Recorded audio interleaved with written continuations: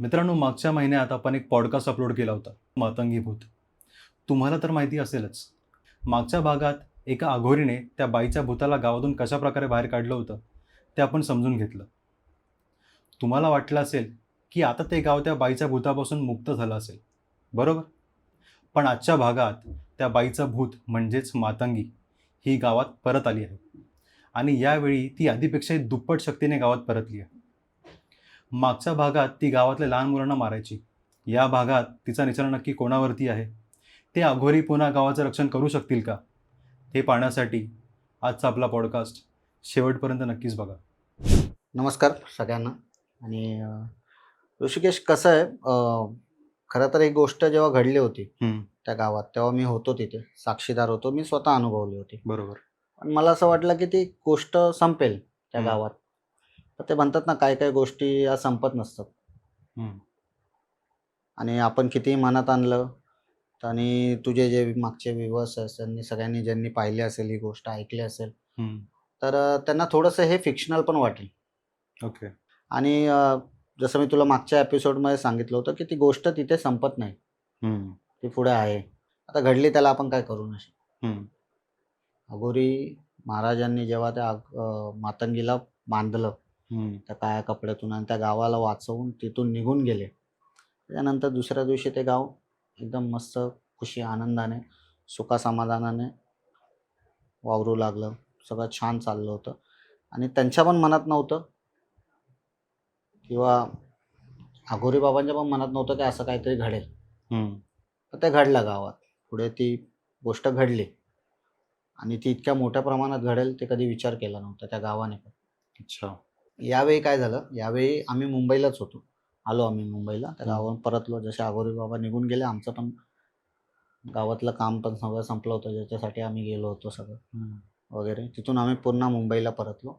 आणि मुंबईला परतल्यानंतर कमीत कमी 15-20 दिवसानंतर 15-20 दिवसानंतर मल्हारी म्हणून त्या गावातला मुलगा आकाशकडे आला होता. अच्छा. हो, त्याला आम्ही भेटलो मल्हारीला. मल्हारीला भेटल्यानंतर सहज मनात आलं की हा आला असेल तो त्याच्या पर्सनल कामासाठी. आम्हाला माहीत नव्हतं की तो पर्सनल काम होतं का गावासाठी, गावाच्या कामानिमित्त आला होता तो. सहज आला, तर सहज माझ्या मनात तेच परत ते होतंच, कारण आपण त्यातून गेलो होतो, सगळं डोक्यात होतंच. की मी त्याला विचारलं की गावात सगळं आता व्यवस्थित आहे ना, छान सगळं सुरू आहे ना? बोलतो नाही भाऊ, गावात अजून तसंच चाललंय सगळं. आम्हाला पण वाटलं होतं सगळं सुरळीत होईल, मातंगीला अघोरी बाबा घेऊन गेलेत, सगळं छान होईल. तसं नाही घडलं. अच्छा. 15-20 दिवसानंतर जसे अघोरी बाबा तिला घेऊन गेले होते, तर ती तडफडत होती त्यांच्या त्या काळ्या कपड्यामध्ये. कुठलीही आत्मा बांधून ठेवल्यानंतर तिला अजून तिचा रिव्हेंज पूर्ण नव्हता झाला, तिचा बदला पूर्ण नव्हता झाला. सो आता यावेळी काय झालं, ती तडफडत होती त्या बदला घेण्यासाठी, असं मला मल्हारी सगळं सांगत होतं. मी जे तुम्हाला सांगतो, तिच्याकडे एक उद्देश होता. या गावातल्या लोकांनी जेव्हा माझ्यावर अन्याय होता ना, तेव्हा शांतपणे सगळं पाहिलं. माझ्या मुलाला मारलं माझ्या डोळ्यासमोर. हे गाव चिडीचूप होतं. आता या गावातल्या मुलांना मी संपवतो. तिचा क्लिअर उद्देश आहे, फोकस आहे तिचा. असंच नाही ती तडफडते त्या कापड्यात पण. अघोरी बाबांनी विचार केला की तिला आपण बाहेर काढू, समजावण्याचा प्रयत्न करू, तिला मुक्ती देऊ, की जेणेकरून ती पण मोकळी होईल, गाववाले पण आपल्या आयुष्यात सुखी राहतील. म्हणून अघोरी बाबांनी मुक्तीसाठी एक हे त्यांचं ते विधी करण्याचा एक हे केलं, ठरवलं की विधी करून हिला आपण मुक्ती देऊया. सो ते जंगलात त्यांनी त्यांचं ते सगळं विधीप्रमाणे आखलं, त्यांचं काय ते आखतात वगैरे, ते असं मला ते सांगत होता. सर्कल वगैरे आखून ते सगळं खोपडी वगैरे, कुंकू वगैरे सगळं आणि कपडा तिचा ओपन केला आणि तिला रूपात आणली तिच्या. अच्छा. तेच लांब केस, डोळे लाल, चेहरा तर नव्हता तिला, कारण मुलाच्या वेडपायी तिने स्वतःला जाळून घेतलं होतं. सो ती आली बाबाच्या समोर. बाबा तिला समजून सांगण्याचा प्रयत्न करत होते की बघ बाळा, मी तुला मुक्ती देतो. मुक्ती देणार होते की काय तिच्यावर अजून हा, क्रिया करणार तिला होते? पूर्ण म्हणजे एंड करून टाकणार होते. ओके. मुक्ती टाईप म्हणजे तिला नरकाचं शेवटी जावं लागणार होतं. ओके. मुक्तीच देणार होते तिला, मोक्ष नसता प्राप्त झाला. अच्छा. हां. सो मोक्ष म्हणजे कसं, ज्या पिढ्या या जन्मात भोगल्या ना त्या पुढच्या जन्मात भोगू नये म्हणून तो मोक्षाच्या प्राप्तीचा असतो. ओके. मोक्ष म्हणतात त्याला. हम्म. मोक्षाच्या प्राप्तीकडे हे लोक जातात, जे साधना वगैरे शिवसाधना वगैरे करतात. कारण मोक्ष हा प्राप्तीसाठी ते महादेवालाच प्रसन्न करावं लागतं. अच्छा. मोक्ष हे महादेव देऊ शकतात. हे जे आपण पुराणात वाचले, मी जे वाचले ज्या प्रकारे. सो मोक्षासाठी हे लोक सगळे अघोरी साधना वगैरे करत असतात, की आम्हाला आता पुढचा जन्म नकोय, जो होता याच ओके. जन्मात यातना वगैरे आम्हाला मिळाल्यात, आता आम्हाला मोक्ष पाहिजे. मोक्ष म्हणजे तुझ्या सेवेसाठी आम्हाला तुझ्याकडे ठेवून घे, ओके. परत माणसाचा किंवा कुठल्याही प्रकारचा जन्म आम्हाला देऊ नकोस, हम्म. या पृथ्वीवर आम्हाला परत यायचं नाही. ओके. तर बाबांनी तिला मुक्ती देण्याचा प्रयत्न केला, कारण ती ऐकत नव्हती. म्हणजे ती परत जन्मात दुसरीकडे येईल, परत जन्म घेईल, आता सर्कल चालत राहील तो. नंतर ती थोडंसं चिडली पण होती. ते अघोरी बाबा तिला वाचवतात या गाववाल्यांना तिच्यापासून. सो ती कुठेतरी ती अघोरी बाबावरच प्रहार करायला लागली. अच्छा. हां, बाबांच्या पण छातीवर तिने नखं-बिखं मारली नंतर. अच्छा. बाबांना पण खूप हे केलं तिने, पण बाबा शेवटी प्रयत्न करत होते. शेवटी एकानंतर एक प्रयत्नानंतर बाबा पण कंटाळले, चिडले. तिने म्हणजे काय तेव्हा प्रहार वगैरे कसा केलेला? हां, बाबांनी तिने प्रहार केला म्हणजे तेच जोराने वादळ येणं. अच्छा. जोराने वादळ आलं होतं तिकडे जंगलात असताना. इकडून झाडाच्या फांद्या बाबांच्या अंगावर टाक, त्यांना मंत्र म्हणून देऊ नये. त्यांना त्या जाळ्यात त्यांनी जे सर्कल आखलं होतं, त्या सर्कलमधून तिला बाहेर पडायचं होतं. ओके.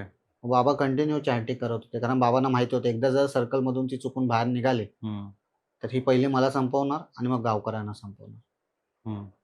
बाबा हाडूक, त्यांचं जे शस्त्र होतं हाडाचं, ते तिच्या अंगावर मारण्याचा प्रयत्न करत होते, तेव्हा तिचे नखं ओरबडणं वगैरे, सो शिव्या देणं, ओरडणं, किंचाळणं, जो आवाज सहन पण नाही होणार. थोडंसं वय पण झालं होतं अघोरी बाबाचं. सो ती ताकद त्यांना सहन नाही झाली, जमली नाही. आणि अचानक धूर बनून ती तिथून फसकन निघून गेली. इंटरेस्टिंग आहे. ती तिथेच घुटमळत होती हवेतच. ओके. तिच्या रिव्हेंजमध्ये, तिच्या बदल्यामध्ये ती इतकी गुंतली होती की तिथून एक जोरात मोठी झाडाची फांदी बाबांच्या डोक्यावर येऊन मारली इकडे फाडकन, आणि बाबा खाली पडले आणि बेशुद्ध झाले, आणि ती तिथून प्रसार झाली. 2 दिवसानंतर त्या गावात जेव्हा आरती चालू होती संध्याकाळची गावदेवी मंदिरात. अच्छा. आरती चालू होती, गावकरी सगळे जमले होते तिथे. वारा जोरा सुटायला लागला, गावात काही दिसत नव्हतं गावकऱ्यांना वगैरे. आणि मग त्या मंदिरातून ते थोडंसं बाहेर आले, गावातले गावकरी सगळे आले, बाहेर आले, आणि थंडी वाजायला लागली थोडीशी लोकांना, गावकऱ्यांना थंडी वाजायला लागली. एक त्यांना थोडासा हलकासा अंदाज येतोच ना, कारण इतके महिने त्यांना त्रास होत होता त्या मातंगीचा, आणि अचानक इतक्या दिवसानंतर. मागच्या भागात पण ती जेव्हा आलेली तेव्हा पण असंच वादळ वगैरे सुटलं होतं. अघोरी महाराज जेव्हा तिचा अंत करत होतो, म्हणजे तिला पकडत होते, ज्या ते रिंगणात चिन्मयला बसवलं होतं आरशात, तेव्हा ते असं वादळ आलं होतं. हो. आणि तसंच वादळ पुन्हा त्या गावात तेव्हा आलं. गावकऱ्यांना थोडंसं एक आपण बोलतो ना, आतून येतं ना, एक फिलिंग येते की हां बाबा आता काहीतरी, आणि एक निगेटिव्ह वाईब्स. आता गावात जुनी जाणती माणसं, त्यांना पण ते तर थोडंसं तसं अंदाज आला की काहीतरी विचित्र घडणार आहे. एक काम करा बाबांनो, सगळ्यांनी जाऊन झोपा शांतपणे घरात. काही जर घडलं असं काही, दुसऱ्या दिवशी सकाळी सांगा. आणि सगळे झोपायला गेले. नेहमीप्रमाणे तो चिन्मय, ज्याला पहिली दिसली होती, राग तर त्याच्यावरच होता. तो लहान मुलगा ज्याच्या ह्याच्यावर आले होते. आता ते मातंगीला जर समजा अघोरी बाबांनी पकडून घेऊन गेले, आरसा बंद करायचा विचारच नाही ना, कारण ती होती तोपर्यंत ती लोक आरसा बंद करत होते 6च्या नंतर. आता कशाला आरसा वगैरे बंद करायचा. ते घरात आले असतील, जेवणाच्या ताटात बसले असतील. चिन्मयच्या पण मनात नव्हतं बिचाराचं, लहान पोरगा आहे ते, त्याच्या काय मनात येणार. आई वडील म्हणाले म्हणून तो पण आपल्या घरात आला असेल. त्या वडिलांनी दार लावलं, जेवायला बसल्या. चिन्मय जास्त जोराने जेवू लागला. जिथे लहान पोरगा आहे, क्वांटिटीमध्ये जास्त जेवू लागला. लहान पोरगा किती चपात्या खाऊ शकतो फार फार. 2. 2 खाईल, 2.5 खाईल, चला भूक लागली असेल म्हणून. तब्बल त्याने 8 का 9 चपात्या खाल्ल्या अच्छा. त्या दिवशी. आई मला लय भूक लागली. आईला पण कळेना, वडिलांना पण कळेना. ठीक आहे, चल खेळायला वगैरे असेल. ते त्यांच्या ध्यानीमनात नाही आलं. तो कंटिन्यू खातोय. 8-9 चपात्या खाल्ल्या त्याने आणि पूर्णपणे त्याच्यावर हावी नव्हती झाली ती. हलकासा तिने एक इशारा किंवा त्याच्यामार्फत देण्याचा प्रयत्न तिचा चालला होता. तोपर्यंत ती त्याच्या शरीरात शिरली होती की? बहुतेक शिरलीच असणार. म्हणून तर तो इतका जेवत होता. जाऊन झोपला. पण त्याला ते आतून ते जाणवत होतं. त्याला भीती वाटत होती. आणि तो झोपला. सेम त्याला रात्री स्वप्नात सकाळी उठला घामाने भिजलेला. आईला बोलतो, आई ती परत आली. ओके. त्याला काय दिसलं स्वप्नात असं? स्वप्नात त्याला ती मातंगी दिसली. अच्छा. गावाच्या वेशीबाहेर तो बोलत होता त्या गेट जवळ. ती आली आहे गावात, उभी आहे तिथे. जसं मागच्या भागात तुम्ही सांगितलेलं की त्याच्या छातीवरती तो निशाण होते. अविनाश, तो दुसरा मुलगा ओके. होता. हां. चिन्मयला फक्त रात्री स्वप्नात स्वप्नात दिसायची. बरोबर. त्याच्या आईला जेव्हा त्याने सांगितलं ना की ती परत आली आहे गावात वेशीबाहेर, तर त्याच्या आईने ते मान्य नाही केलं. जसं पहिल्यांदा मान्य नव्हतं केलं. हे का प्रे, बाबांनी तर तिला घेऊन गेले. आता कशी परत येईल ती? बाबाने संपवलं असेल तिला. तुझ्या मनात ते जुने स्वप्न भास होतो कधी कधी. तो बोला, नाही आई ती परत आली. मला दिसली गावाच्या वेशीबाहेर. अच्छा. ती वेशीवरती येते असं दिसलं? हा, ते गावचा गेट असतो ना एक कमानच्या इथे ती उभी आहे असं त्याला दिसलं चित्र स्वप्नात. तो घाबरला होता इतका की तिला बघून घामाघूम झाला होता स्वप्नातच, झोपेतच. आणि त्याचे वडील आले, कुठे बाहेर गेले होते. वडील आले, वडिलांना त्याच्या समजून सांगितलं चिन्मयला परत दिसायला लागलं. चिन्मयचे बाबा पण विचारात पडले, अरे एवढं सगळं झालंय, आता कसं परत होऊ शकतं वगैरे. त्याला भास वगैरे झाला असेल. तरी त्यांनी विचार काय केला की बाबा थोडंसं आपण गावाच्या कानावर टाकूया. गावकऱ्यांच्या कानावर टाकलं की असं काय चिन्मयला दिसतंय. भास सुरुवातीला कोण घेणारच नाही असं सिरियसली. लगेच का सिरियसली घेणार? कारण एवढं सगळं घडून गेलंय सगळं वगैरे.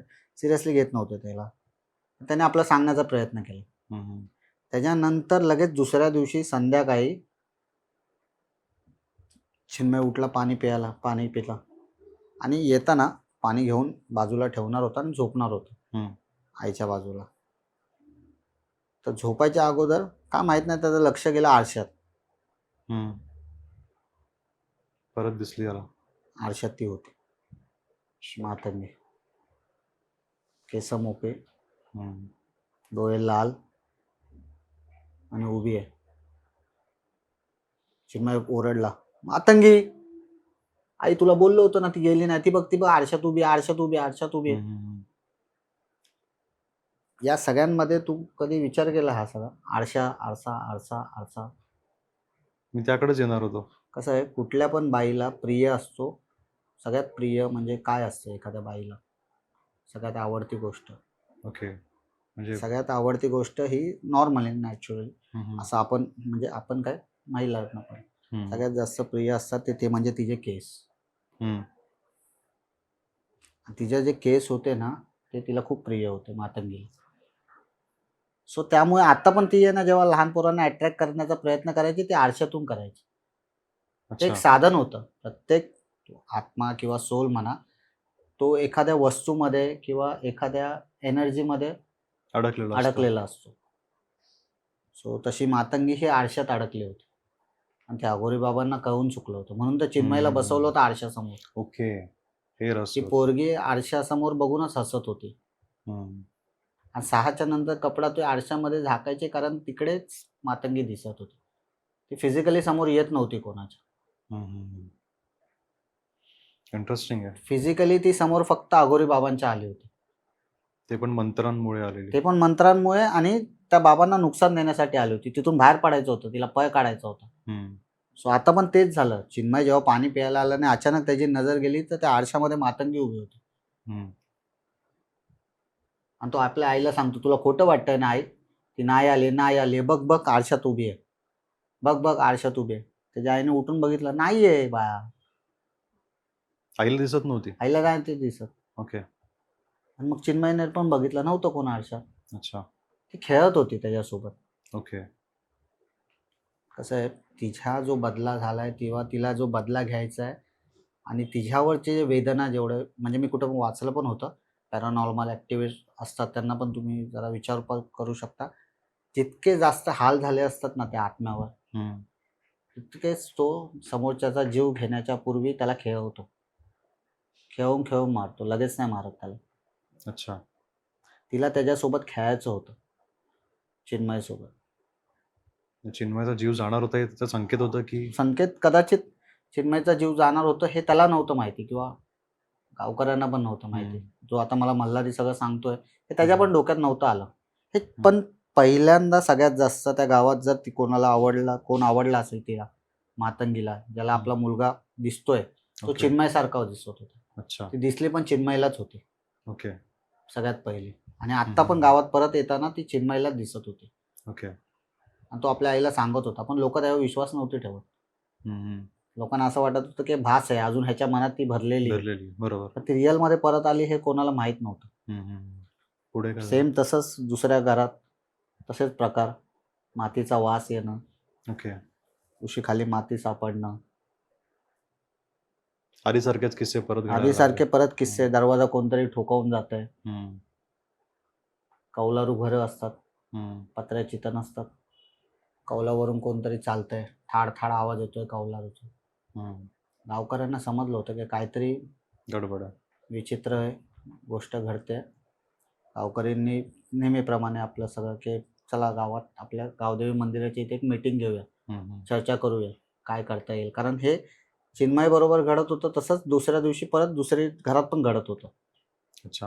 अनेक मुलांना दिसत होतं ते. अनेक मुलांना दिसायला लागली होती, ती जाणवायला लागली होती. ओके. दिसायला नव्हती लागली, पण जाणवायला लागली होती. जाणवायला म्हणजे तेच मातीचा वास येणं, थंडी येणं, घाबरणं. तिने ते परत सुरू केलं होतं.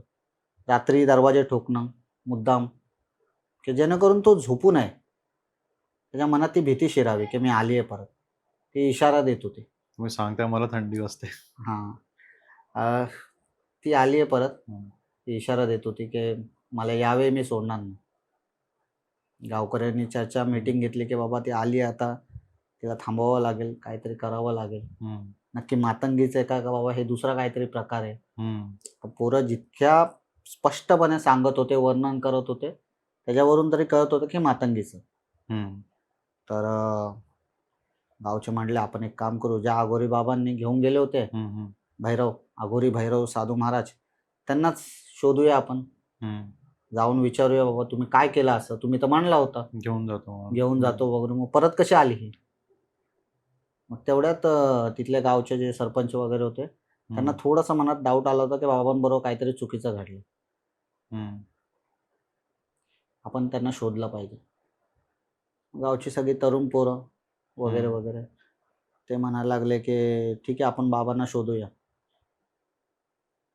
कारण की अघोरींचा असं काही पत्ता नसतो ना ठराविक, ते कुठेही कुठे शोधणार कसं? शोधणार कसं त्यांना. स्मशानात गेले, जंगलात फिरतात आहे, तोही 2-2 जणांचा ग्रुप बनवला. सो जेव्हा ते गावात जंगलात शोधत होते, इकडे तिकडे अघोरी बाबा सापडले. एका ठिकाणी शांतपणे साधना करत होते, जंगलामध्ये साधना करत होते. तर मल्हारी आणि त्याच्यासोबत 2 जण मित्र होते. हे 3 जणांनी अघोरी बाबाला बघितलं जंगलात एका झाडाखाली शांतपणे बसून आपली साधना करत होते. अच्छा.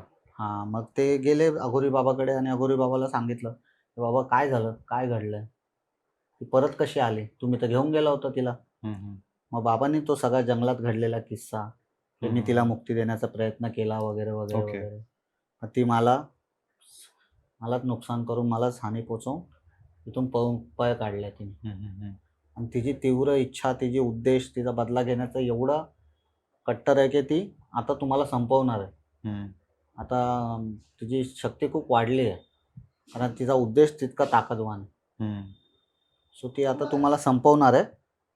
सो बघू, आता मी प्रयत्न करतोय माझ्या परीने, म्हणजे ते काशीला जाऊन त्यांच्या साधना वगैरेतून अजून शक्ती तिच्याहून जास्त मिळवण्याचा प्रयत्न करत होते की जेणेकरून तिला संपवू शकतो.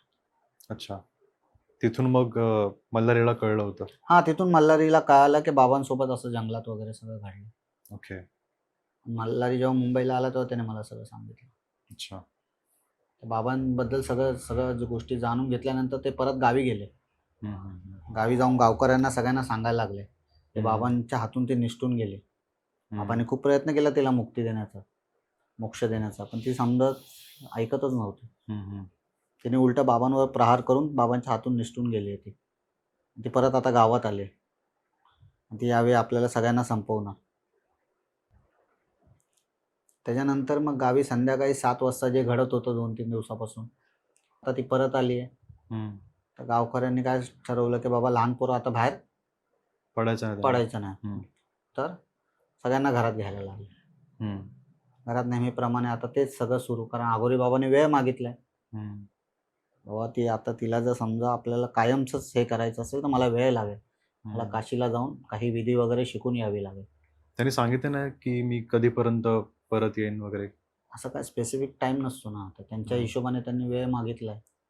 सो गावकऱ्यांकडे काय पर्याय पण नव्हता. गावकऱ्यांना ओके. जितकं फक्त वाचता येईल तेवढं वाचवण्याचा प्रयत्न करत होते. ओके. आणि खासकर लहान पोरांना वाचवण्याचा प्रयत्न करत हम्म. होते. कारण ती लहान पोरांनाच संपवणार होती ना. हम्म. असं गावकऱ्यांचं मत होतं. तर तेच मी सांगतोय की त्या दिवशी खूप उलट घडलं. त्या अच्छा. रात्री काय घडलं? त्या रात्री चिन्मय खेळत होता 7:30च्या दरम्यान. हम्म, हम्म, हम्म. नेहमीप्रमाणे त्याचे वडील आले. त्याला बोलले चल घरात, घरात जायचं. कारण तिथं पहिल्यापासून तो डोळा चिन्मयवरच. हम्म, हम्म. घरात घेऊन गेले त्याला, सगळे कडे वगैरे दरवाजे वगैरे बंद केले. आरसा पण नेहमीप्रमाणे झाकला आणि जेवण वगैरे झालं आणि 8-9 वाजता जरा पडलं होतं असंच हम्म. चिन्मय. अचानक चिन्मय पडता पडता डोळे बंद केले चिन्मयने. हम्म. डोळे बंद केले आणि जमिनीवर घासू लागला नखाने, अच्छा. ओरबाडू लागला. हम्म. जोर जोरात, जोर जोरात, जोर जोरात. आणि त्याची जी आई होती, अहो अहो बघा काय झालं, वडिलांना त्याच्या हाक मारली. हम्म. अहो अहो बघा काय झालं, त्या पोराला काय झालं. आई वडील दोघं आले आणि दोघांनी चिन्मयला उठवण्याचा प्रयत्न केला. हम्म. चिन्मय डोळे उघडेच ना, फक्त तेच करतोय झोपेत, हम्म. नखाने ओरबडतोय. 5 मिनिटं झाली, 10 मिनिटं झाली, जोर जोरात त्याला हलवून उठवण्याचा प्रयत्न करतात ते. त्याचे वडील पण थोडंसं, आता कसं आहे हे अशा गोष्टी जेव्हा घडतात ना परत, हम्म. ऑलरेडी घडून गेल्यात, त्यामुळे त्यांना ते थोडंसं तेवढं की काय करू पटकन, असं झटपट की असं सुन्न नाही होते, ते हम्म. ब्लँक नाही होतं. ऍक्शन मोड मध्ये जातो पटकन आपण. पटकन आपण ऍक्शन मोडवर जातो, कारण ऑलरेडी आपल्या घरात घडले. हम्म, हम्म. जे समजा आता माझ्या घरात माझा भाऊ होता एक, बरोबर. त्याला पीठ वगैरे यायची. हा. सो पहिल्यांदा आली तेव्हा मी थोडासा शॉक झालो होतो. हम्म. पण सेकंड टाइमला जेव्हा त्याला फिट आली तेव्हा मला माहिती होतं का काय करायचं. बरोबर. कांदा वगैरे नाकाला लावणं किंवा त्याला हम्म. सांभाळणं, पाणी नाही पाजणं वगैरे, त्या सगळ्या गोष्टी. सो पटकन काय केलं, त्याचे वडील उठले, त्यांनी आरसाचा कपडा अजून घट्ट केला हम्म. आणि आतून पाणी घेऊन आले आणि चिन्मयच्या तोंडावर तोंडावर. मारण्याचा प्रयत्न केला. एकदा शिंपडलं, दोनदा शिंपडलं, यावेळी तिसऱ्यांदा थोडं जास्त घेऊन शिंपडलं फाडकन. चिन्मयचे डोळे उघडले. हम्म. चिन्मयचे हात असे कडक, नसा पूर्ण ताणल्या होत्या चिन्मयच्या. चिन्मय उठला आणि फक्त एकच वाक्य बोलला, आई मला जाऊ दे, नाहीतर ती तुला संपवेल. म्हणजे ती मुलांना नव्हती घ्यायला आली, ती मुलांच्या आयांना घ्यायला आली. यावेळी मातंगीने ठरवलंय की जर मुलींनी मुलं माझ्या ताब्यात नाही दिली स्वतःहून, तर मी त्यांच्या आयांना संपवेल. चिन्मयचे वडील तिथेच जागेवर हल्ले, खाडकन बसले, म्हणजे बसलेच होते पण थोडं मागे झाले, झटका लागला त्यांना. चिन्मयची आई काटे आले मला. चिन्मयकडे बघायला लागली. चिन्मय काय बोलतोय तू, जे तिने सांगितलं तेच मी बोलतोय. आई मला जाऊ दे. आई म्हणले तुला कुठं नाही जाऊन देणार. चिन्मय खाडकन उठला, दरवाजाकडे पाहायला लागला. दरवाजा खोलण्याचा प्रयत्न करत होता. वरती कडी होती, हाईट नव्हती, लहान पोरगा आहे ना, खोलण्याचा प्रयत्न करत होता. चिन्मयची आई चिन्मयच्या बाबा सुन्न झाले होते यावेळी. कसं स्वतःच्या पोराला हे करू मी. साहजिक आहे. चिन्मयचे बाबा ना कळे ना काय करावं. त्याच्या आईने चिन्मयच्या बाबांना खाडकन जागा केली. अहो अहो जागे व्हा, पोरगा बघा चाललाय बाहेर. दरवाजा खोलून पळून चाललाय तिकडे, मातंगीकडे चाललाय, असेल वेशी वेशीकडे उभी घेऊन जाईल पोराचं, काय खरं नाही करणार. तो बोलतो पोराचं सोड, तुझं काय केलं तर मी कसं जगणार. बोलतो नाही, सध्या माझ्या पोराला पहिलं वाचवा, माझ्या पोराला पहिलं वाचवा. आणि जस्ट दरवाजा तो इतक्या जोरात खाडखाड, चिन्मयच्या अंगात कदाचित ती आली असेल किंवा तिचं म्हणजे जी ताकद होती तेवढं तो जोरात जोरात लहान पोरगा दरवाजा खोलण्याचा प्रयत्न करतोय. त्या आईने कसं बसं चिन्मयला मागे खेचण्याचा प्रयत्न केला. जसं त्याला मागे खेचण्याचा प्रयत्न केला, दरवाजा खाडकन उघडला गेला. चिन्मय बाहेर आला, दाराच्या बाहेर येऊन घराच्या दारासमोर उभा आहे, अंगणाच्या इथे उभा आहे. आणि आईला सांगतो, आई मी जातो, तू नको येऊ घरात, दरवाजाच्या बाहेर. आई मी जातो, मला जाऊ दे आई मी जातो. चिन्मयच्या बाबाला काय कळेना. चिन्मयचे बाबा फाडकन उठले, गावाच्या बाहेर आले, ओरडायला लागले जोरजोराने. सगळे गावकरी जमा झाले गावात. आणि काय झालं, काय घडलं, काय झालं. बोलतो चिन्मयच्या अंगात आलं इथे मातंगी. बोलते यावेळी चिन्मयला जाऊ द्या, नाहीतर त्याच्या आईला संपवून टाकेल. गावकऱ्यांना कळेच ना काय काय घडतंय, काय नाही होतंय, काय करू. खरंच म्हणजे ऐकून असं अंगावरती काटा आला आणि मी स्वतःच ब्लँक झालो. मला त्या क्षणी कौलं फुटली घराची. कौलारू घरं असतात गावात आपली. सगळे गावकरी उभे आहेत तिकडे, चिन्मय मध्ये उभा आहे. आई घरात एकटीच आहे, बिचारी रडते. आणि ते सगळे जिकडे उभे होते तिथे चिन्मयला म्हणजे त्याचे वडील रडून रडून सगळ्यांना सांगत होते असं सगळं घडतंय. ती बोलते की यावेळी जर चिन्मयला नाही पाठवलं तिच्यासोबत तर ती त्याच्या आईला संपवेल. आणि तितक्यात कौलं फुटण्याचा आवाज होतो, खाड खाड खाड खाड. ती त्या कौलावर उभी आहे मातंगी, मोकळी केस, वारा सुटतोय, मोकळी केस, साडी, लाल डोळे, आणि अशी उभी आहे हात पसरून, शांत उभी आहे ती. कौलं फुटतात आहे, ठाप ठाप ठाप उडते सगळं, ते कौलं तुटतात आहे. त्या सगळे गाववाले तिच्याकडे बघतात आहे. आणि बेभान झालं, म्हणजे हे शॉक मध्येच आहे ना, ब्लँक झाले ते. काय करणार, का दिसते ती समोर. इतके दिवस फक्त तिला आरशातून बघितलं होतं, सगळ्या गोष्टीतून पाहिलं होतं, तिची दहशत, तिचा वास वगैरे त्या सगळ्यातून सगळे पिसाळून निघाले होते सगळे. पण यावेळी त्यांनी पाहिलंय तिला, ती उभी आहे तिथे. ती म्हणते की पोराला सोडा, नाही तर बघा मी काय करते. आणि 2 क्षणाला घरात असलेली त्याची आई फाटकन काच फुटते, आरसा फुटतो आणि त्या सगळ्या काचा तोंडावर, आणि एक काच इकडेच. सेम जे त्या पोरीबरोबर घडवलं होतं ना, ते यावेळी तिने आई बरोबर घडवलं, चिन्मयच्या.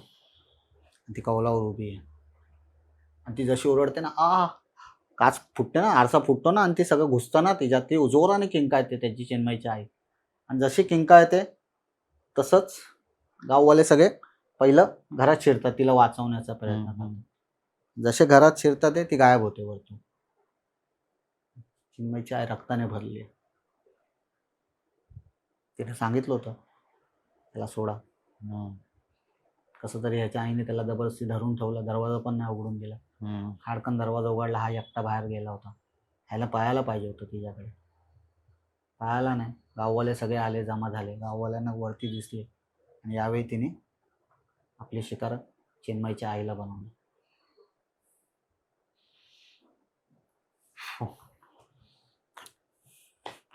फारच इंटरेस्टिंग जरा स्टोरी होती. मी 2 मिनिटं शेवटला मी सांगत होतो किस्सा, मी एकदम ब्लँक झालो कम्प्लिटली. मला एवढी थंडी भरून आली सिरियसली आता.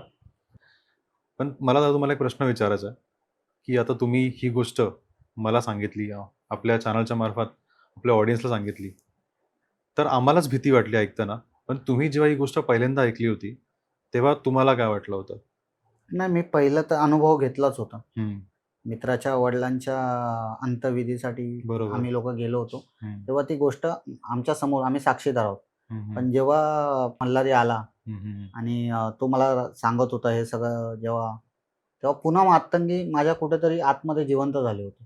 ॲक्च्युली काय आहे, ते कॅरेक्टर किंवा ते म्हणा त्या गोष्टीशी आम्ही इतकं जोडलं गेलो आहे ना, की ते जाता जात नाही आहे. काही गोष्टी ते म्हणतात ना, भय इथलं संपत नसतं.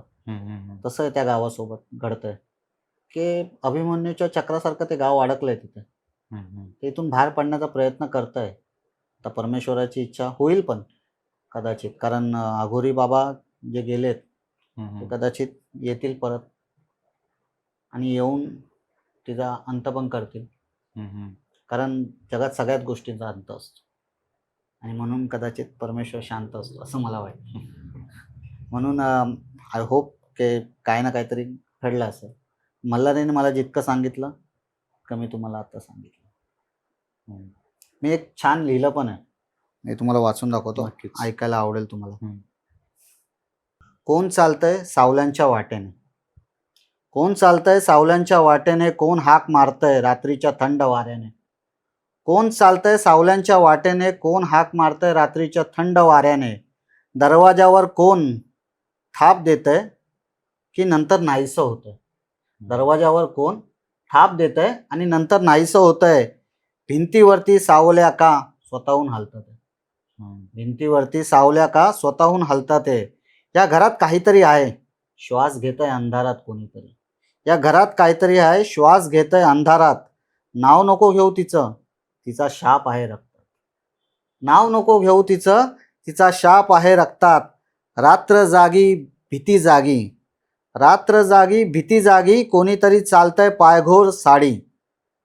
डोळे नाही चेहरा नाही ती पाहत तुला ती. डोळे नाही चेहरा नाही तरी ती पाहते तुला ती. या घरातली ती सावली, पळू नकोस ती आहे तुझ्या मागे. नाव तिचं मातंगी. वा, नाव तिचं मातंगी. ते छान जुळून आणलंय. हा, थोडंसं रचलं होतं, कारण इतकं आपण मी ऐकतोय आणि मी ते अनुभवतोय. सो हे थोडंसं रचलं होतं आणि तुमच्या मार्फत तुमच्या लाडक्या प्रेक्षकांसाठी सादर केलं. सो आय होप तुम्हाला सगळ्यांना आवडेल. नक्कीच. मी फार असं मला एक्सायटेड आहे की पुढे काय होणार आहे, आणि जर तुम्ही पण तितकेच एक्सायटेड असाल तर एम करूयात. जर आजच्या आपल्या व्हिडिओला 5,000च्या वरती लाईक्स गेले तर आपण नक्कीच पुढे काय होतं हे आपण आपल्या प्रेक्षकांसमोर आणणार आहोत.